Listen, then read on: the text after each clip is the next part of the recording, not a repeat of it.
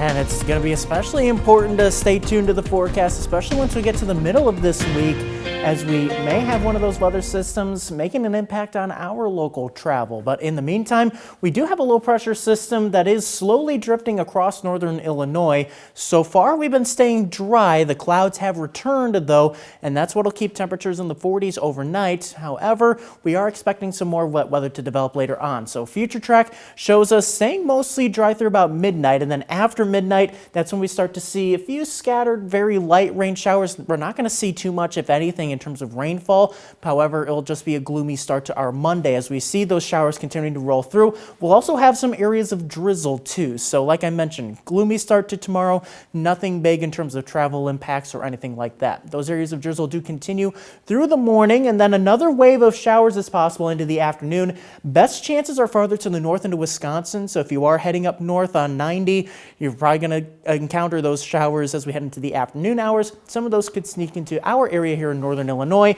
However, those will drift out as we head through the afternoon hours. So tomorrow, look for kind of just a gloomy day, it looks like. We may see some breaks in the cloud cover towards the evening, but otherwise, those temperatures are going to top out in the middle to upper 40s in the morning. By the afternoon, they'll be cooling off thanks to westerly winds gusting up to 30 miles per hour at times. It's going to be a breezy day too, but it's that breeze that's bringing in the much colder temperatures. We'll fall below average on Tuesday and we'll stay below average through Thanksgiving, and then well below average as we get another push of colder air. You can see we're getting about 15 to 20 degrees below average once we head towards the beginning of December. So get those winter coats ready because we've got quite the cool down on the way. In terms of those travel impacts, like I mentioned, if you're heading north into Wisconsin, that's where we're going to be getting more of those travel impacts from the rain and then snow further on to the north. Tuesday looks pretty clear, and then Wednesday is when we start to see that wild card coming in with that next storm system. We could have a little bit of snow on the way. That's because high pressure on Tuesday will be clearing out by Wednesday, and then we've got two low pressure systems that we're watching out for. If these two interact with each other favorably or even merge, then we could be talking about a more substantial kind of a rain or snow event on Wednesday.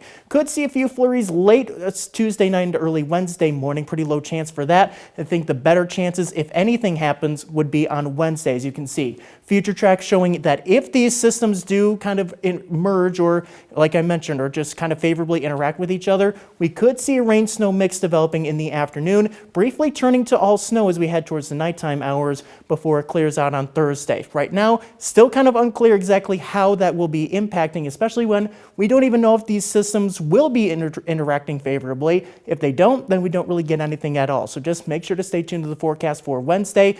But what we do know is that there is some harsh cold on the way. So here's a look at that 7-day forecast.